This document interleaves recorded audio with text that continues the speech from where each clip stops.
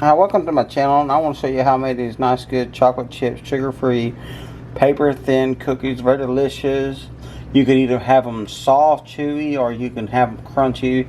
You just got to cook them a little longer, get the crunchiness in them, but I'll show you how I'm.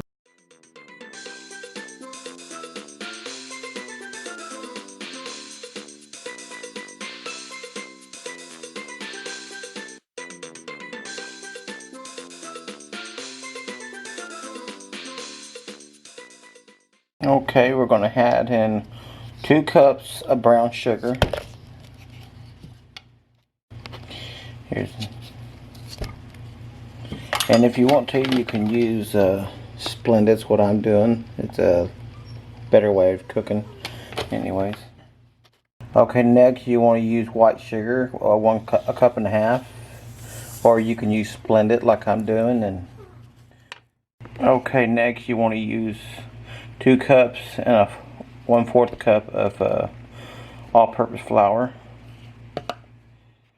Okay, 1 teaspoon of salt, or any sea salt. Okay, next we're going to add 3 to 4 teaspoons of baking soda in this, and then we're going to stir this. Okay, now we're just going to stir this real finely, make everything get in this real good. Okay, now this is for the wet ingredients. This is in a different bowl, so you get out another bowl.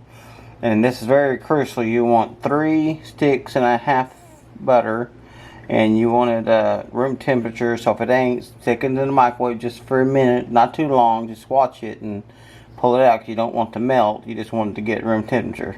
Okay, we're gonna come back. Okay, now we're gonna put in 3 whole eggs. That's very important. You want 3 whole eggs. Next, you want vanilla extract, and I mean extract, the real one. You want 1 teaspoon of it. Don't use that fake stuff because it don't ever turn out right. I guess if you have to, but okay. Next, before we stir it, you want to add a cup of chocolate chip cookies. These are sugar-free chocolate chip cookies, but they taste just the same. Okay, we're gonna stir this real good. Okay, we're going to start now slowly adding in the dry ingredients, but you want to add a cup at a time until you get the whole thing in. And every time you add a cup, you want to stir in real good. We'll come back when we get all this in. Okay, that's what you're kind of looking for right there, but you want to put it into the refrigerator so it can harden up a little bit, so it's easier to roll out the balls. Or if you got a cookie scooper, you can use that. Okay, after you get them scooped onto the pan, made your balls, you want to take a little bit of water, and you want to kind of help smash them down. The reason you put the water in your hands so they don't stick to your hands. This will help you be able to smash them down, and this will help them come out real. And if they get to where they start to stick to your hands, just if it's all right, just wet your hands down again. Kind of like mine's wet like yours. Now just take your hands and apply pressure as light as you can. This will help them come out as thin as possible.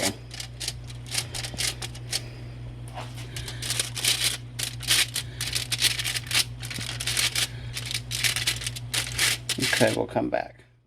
They're not done yet, but they're getting that way. Look how flat those things are turning out.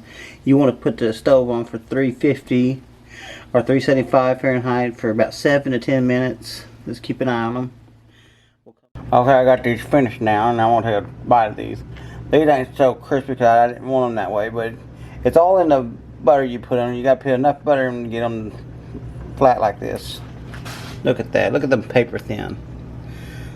Look at that. You see that? That is paper thin. Wow.